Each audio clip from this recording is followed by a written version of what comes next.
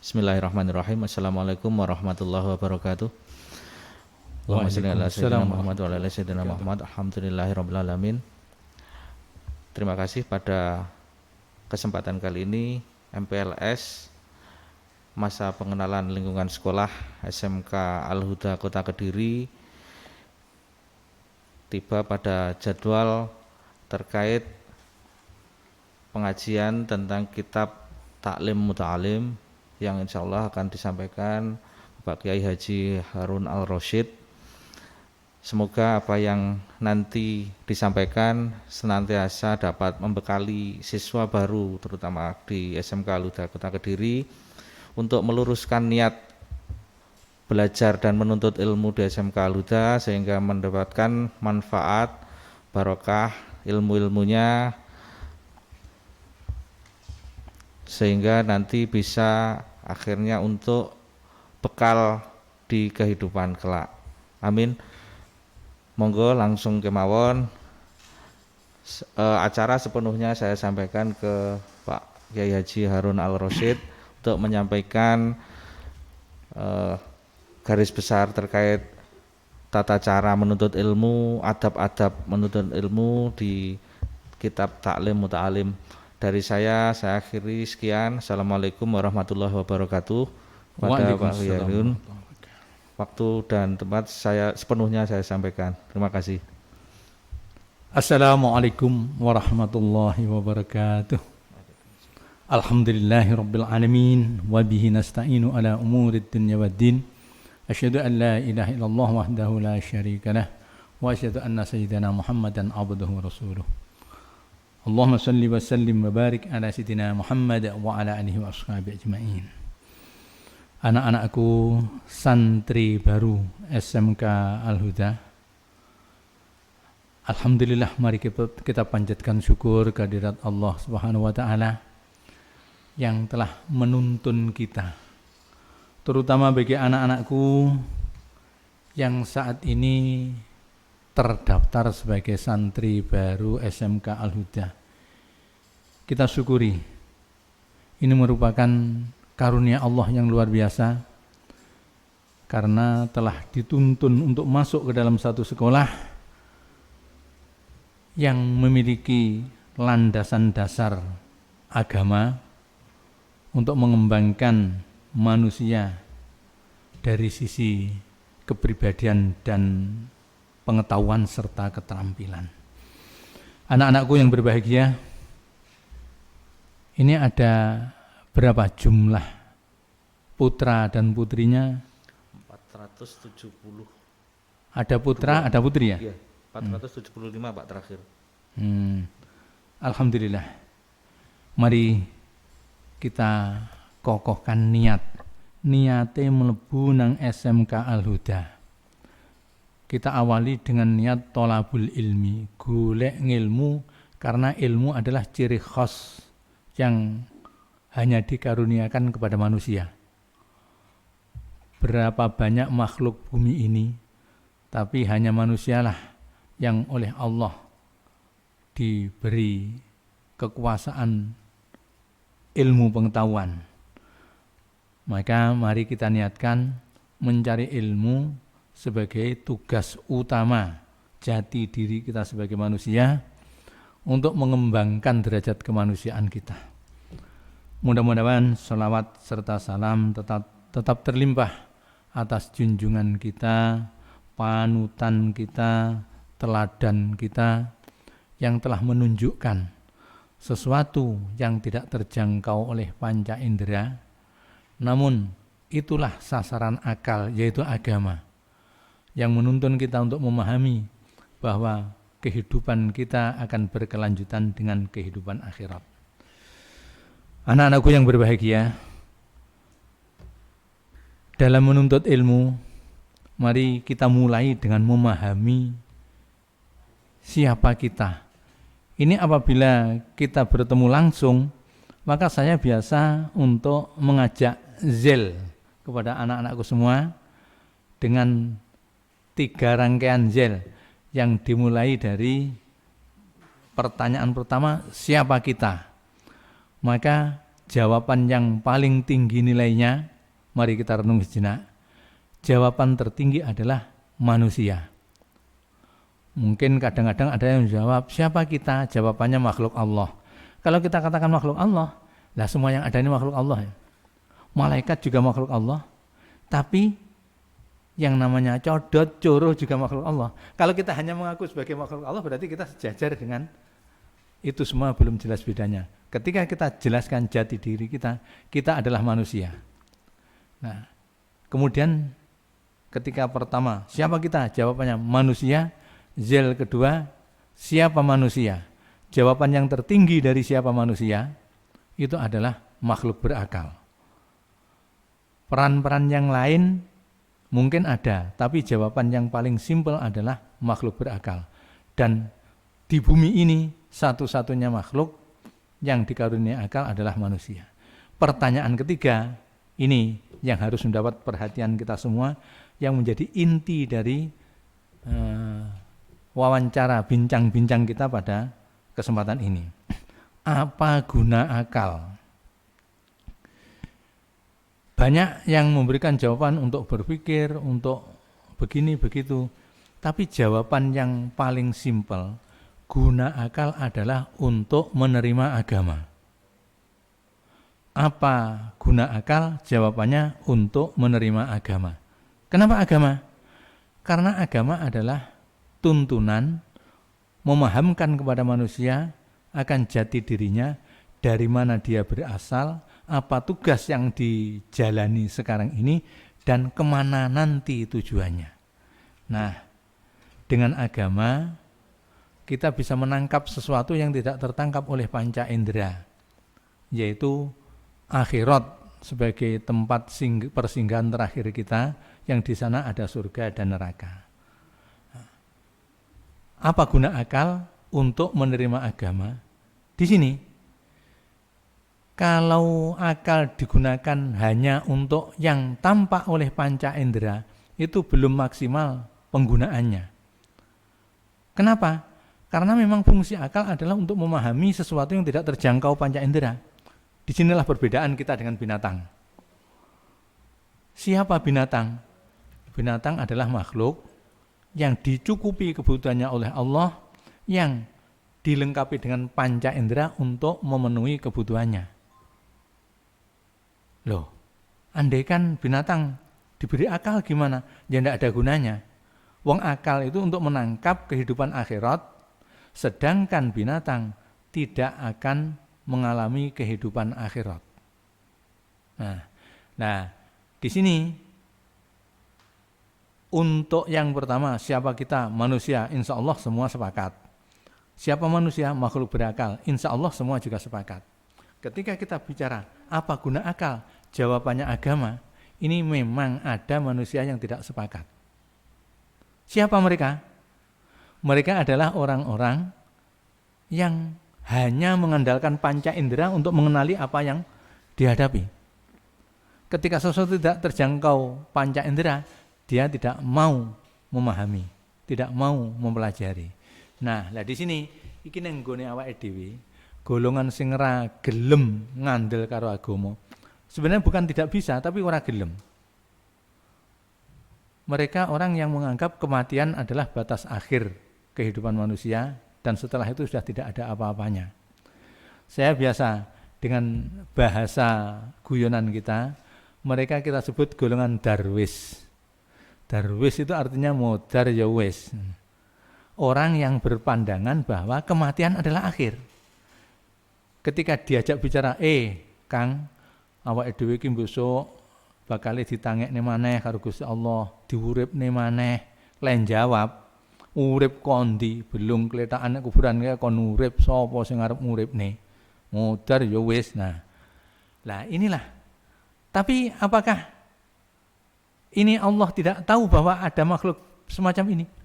Allah Maha tahu, Allah Sang Pencipta kok. Coba, anak-anak mungkin ada yang sering bahkan hafal surat Yasin. Nah, coba dilihat surat Yasin ayat 78. Ayat ini menerangkan tentang akidah darwis ini, bahwa di antara manusia ada yang memang berkeyakinan darwis itu. Ayatnya, a'udzubillahi minasyaitonirrajim. Wa daraba lana masalan wa nasiya khalqah. Qala man yuhyil idhama wa hiya ramim. Wa daraba lana. Dan Allah memberikan contoh kepada kita semua, orang-orang yang melalaikan, mengabaikan asal kejadiannya. Ketika dia tidak pernah mau berpikir tentang asal kejadian, maka akibatnya dia sudah tidak berpikir akan kemana setelah ini. Sehingga ketika diberitahu akan akibat setelah kematian, jawabannya may yuhyil idhama wa hiya ramim. Siapa yang akan menghidupkan tulang belulang yang telah lapuk dimakan tanah itu katanya. Nah, selanjutnya, karena kita itu makhluk berakal, gunanya akal adalah untuk menerima agama, maka pertama mari kita sadari bahwa kita adalah makhluk yang di bumi ini satu-satunya yang dipersiapkan untuk kembali kepada Allah. Kita kan sering ketika mendengar berita kematian, apa yang kita ucapkan? Inna lillahi wa inna ilaihi raji'un. Nah, ini kita harus tahu artinya. Itu sebenarnya kalimat itu tidak ada urusannya dengan orang yang mati. Inna lillahi, sesungguhnya kita semua adalah milik Allah. Wa inna ilaihi, dan kepada Allah lah raji'un, kita semua akan kembali. Jadi kematian adalah saatnya kita meninggalkan dunia dan kembali pada Allah. Itu maksudnya. Nah, anak-anakku yang berbahagia, sesuai dengan derajat kita, maka kita menempati posisi yang paling tinggi di antara makhluk yang lain. Di antara perbedaan manusia dengan yang lainnya adalah akal. Akal adalah satu perangkat yang berkembang, dan berkembangnya hanya melalui proses belajar. Ini yang harus kita pahami sepenuhnya. Akal hanya berkembang melalui proses belajar. Sedangkan panca indera, dia akan berkembang secara alami. Makanya ketika binatang itu dilepaskan dari induknya, selama dia mendapat makan yang cukup, dia akan tetap berkembang sesuai dengan fitrahnya. Harimau akan berkembang terus, dewasanya dia menjadi harimau dengan kelengkapan. Kambing, cempe, diupeni liyane mboke, besarnya dia tetap jadi kambing dengan segala kelengkapannya. Tapi kalau manusia, coba manusia tidak dikembangkan akalnya. Dadine apa? Bentuk fisik memang berbentuk manusia. Tapi apakah dia akan mendapat derajat yang layak? Mungkin saking kehilangan derajat kemanusiaannya, tanggane selametane kenduren ra diundang. Walaupun diteri, tak usah diundang, diteri ae. Lah nyapa? Karena dia tidak menempati derajat kemanusiaannya, karena akalnya tidak dipergunakan. Nah, disinilah fungsi belajar kita. Nah, belajar tidak hanya mengasah akal dan pikiran untuk mendapatkan ilmu pengetahuan, tapi belajar pada manusia itu prinsipnya adalah membentuk kepribadian. Belajar adalah proses pembentukan kepribadian. Lah, kepribadian itu adalah perpaduan yang serasi antara akal, pikiran, dan nafsu. Dengan akalnya, manusia bisa mendapatkan yang namanya pengetahuan. Yang pengetahuan itu terdiri dari pemahaman akan adanya sesuatu yang baik dan buruk, benar dan salah, serta proses. Nah, anak-anakku semua yang masuk ke dunia teknik di SMK ini, itu di samping benar salah, baik dan buruk, Anda juga akan mempelajari proses. Yang itu semua ada pada pelajaran IPA, ilmu pengetahuan alam, fisika, kimia, dan biologi. Itu semua adalah proses yang hanya dipahami dengan akal.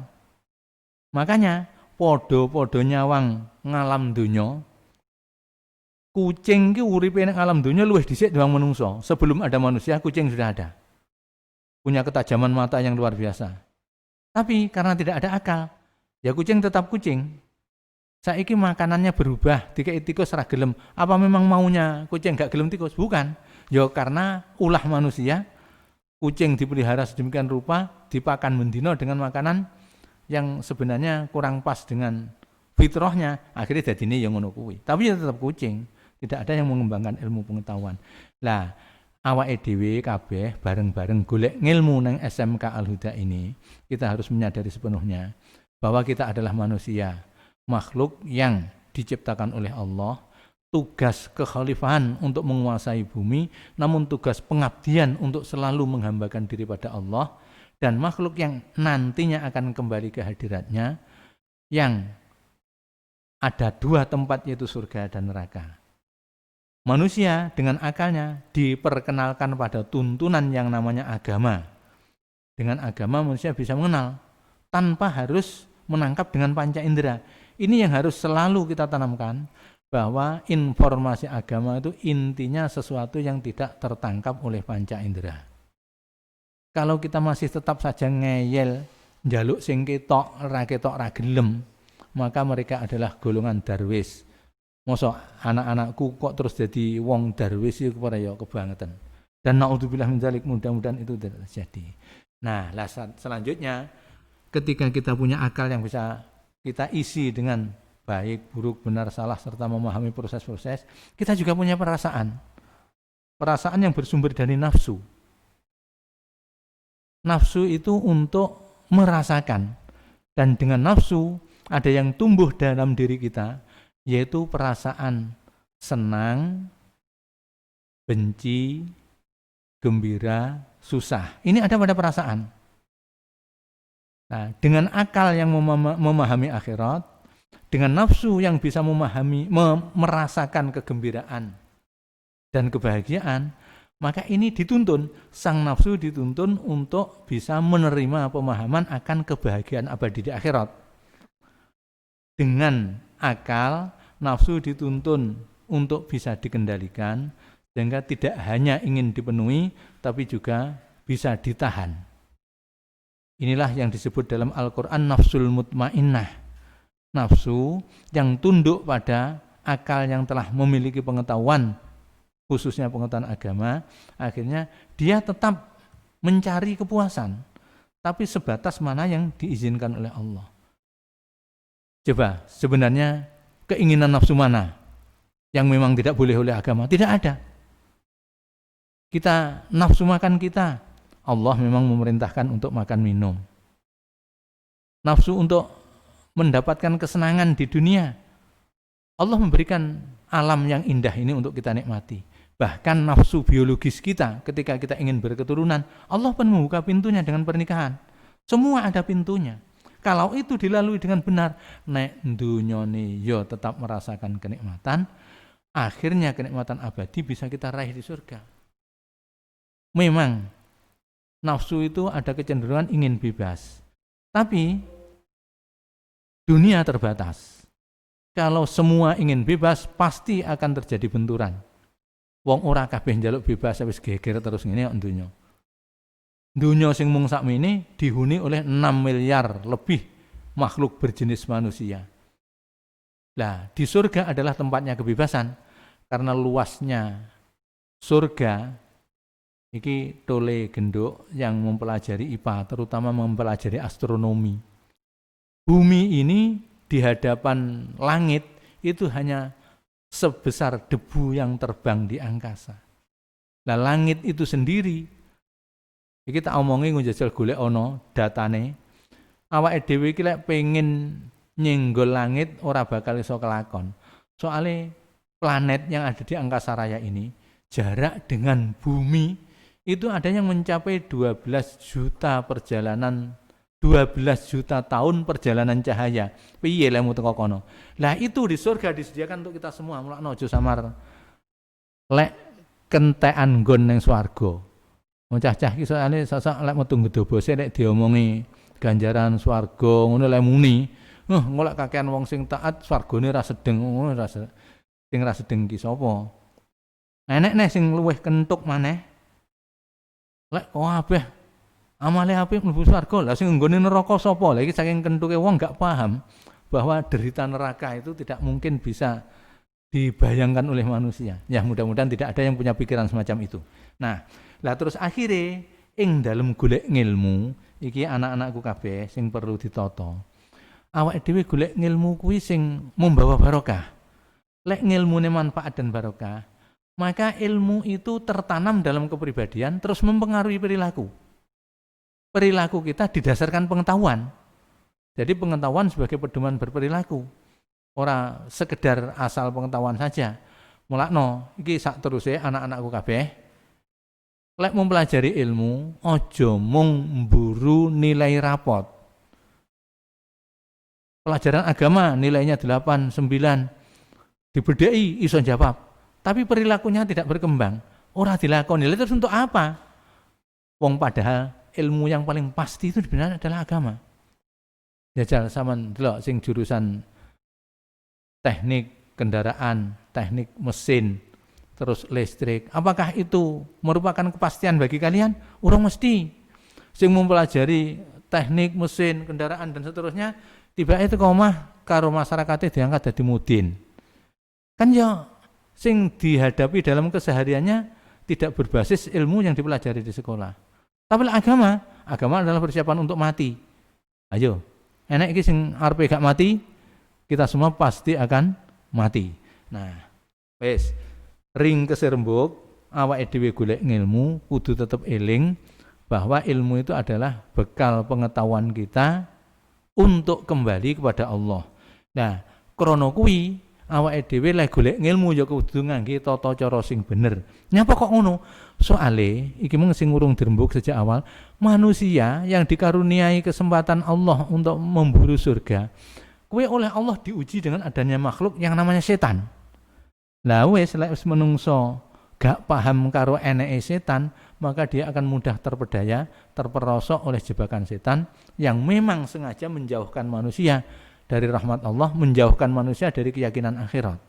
Nah, lah mula saka kuwi muga-muga dalam kesempatan besok lek wis belajar tertib normal suasananya, kita bisa ketemu jagongan lagi, kita berbicara panjang lebar.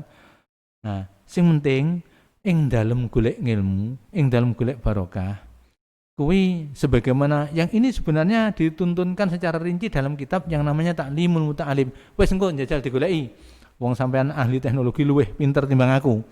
Sampeyan mbah Google kono petuk utawa takon YouTube wis mbuh carane.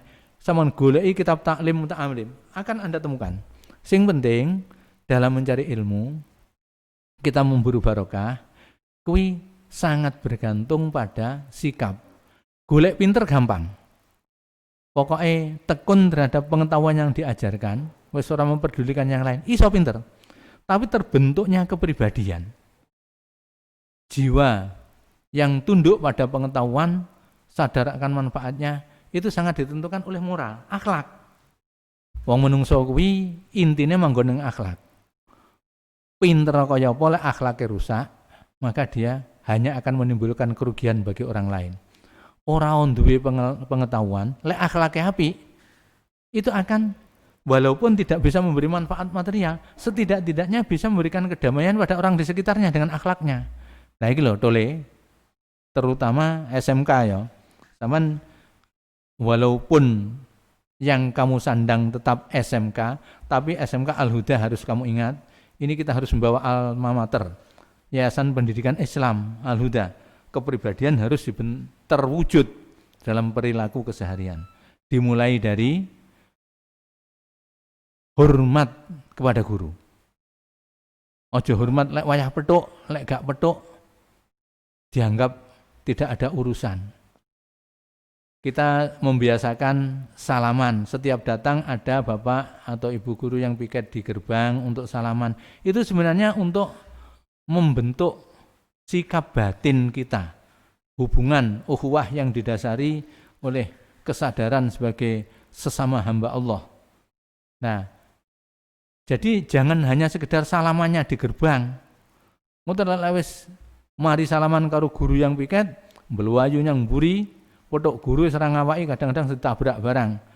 Seyogianya setelah di depan salaman berjalan tetap dengan sikap hormat terhadap sesama terutama guru.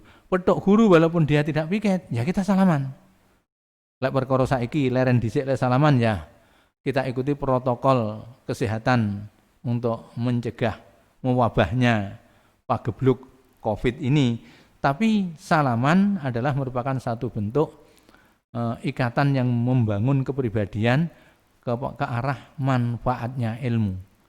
Nah, demikian pula faktor-faktor lain di samping penghormatan terhadap guru, apa yang seharusnya kita perhatikan adalah makanan. Lek awake dhewe ngaji, golek ngilmu sekolah, direksa aja ngantek wetenge klebon panganan sing haram. Siji, sikap terhadap guru. Nomor loro, makanan dijogo aja ngantek klebon panganan sing haram. Selanjutnya, kalau Anda ingin konsentrasi pikiran itu bagus, kurangi ngobrol dan gurauan. Guyu jegagaan itu sejatinya mateni hati. Ya biasalah kita gurauan, tapi sewajarnya. Kok terus berkepanjangan sampai melalaikan, mengabaikan waktu kita belajar, itu juga akan memperburuk status ilmu yang ada pada diri kita. Siji, apa mang? Hormat pada guru. Loro, ngreksa panganan saka sing haram. Nomor telu, kendalikan pembicaraan. Yang keempat, kendalikan mata. Mripate dikendalikan, ojo petuk sembarang disawang. Lek sampean kulino mengendalikan pandangan, maka konsentrasi batin Anda akan mudah. Mengikuti pelajaran berarti gampang. Lek sampean kulino ngelos meripat, ya ngono kae. Aku ki sedok katek ngomong bocah-bocah kaya sampean kabeh kuwi. Wong jenenge berdoa mulai. Ngono ki nang iringan kelas enek bocah liwat. Ngono ki lho kok ya meripat ya melok ngetutne si bocah liwat. Nah, ngene iki kan berarti kan akhirnya konsentrasinya lepas. Wis papat iki wae digoceki selama belajar. Siji, hormat pada guru. Nomor loro, kendalikan makan ojo ngantek klebon sing haram. Nomor telu, pembicaraan. Jaga mulut dari pembicaraan yang tidak bermanfaat. Yang keempat, jaga meripat. Wis ngono to le ya, genduk-genduk kabeh pesenku, belajar dengan baik. Kita pasti akan bertemu di akhirat. Nek ora mahsari sok wong sing petuk nek donya kabeh petuk nek kono. Lek awake dhewe mengabaikan agama sebagai prinsip dasar hidup manusia, kecilik nek kono. Timbangane kelejingan nek kono, mari kita berhati-hati di dunia agar kita memperoleh kebahagiaan bersama nantinya. Amin ya rabbal alamin. Selamat belajar menempuh ilmu di SMK Al-Huda. Mudah-mudahan sukses sampai saat nantinya selesai dan dengan niat ilmu yang pas, maka urusan dunia akan mengikuti. Muga-muga ngilmune manfaat, akhirnya dunyane ditata karo Gusti Allah. Salam untuk orang tua semuanya. Mudah-mudahan kita menjadi saudara sampai di hadapan Allah. Amin ya rabbal alamin. Ihdinas siratal mustaqim. Wallahu muwaffiq ila aqwamit thoriq. Assalamualaikum warahmatullahi wabarakatuh.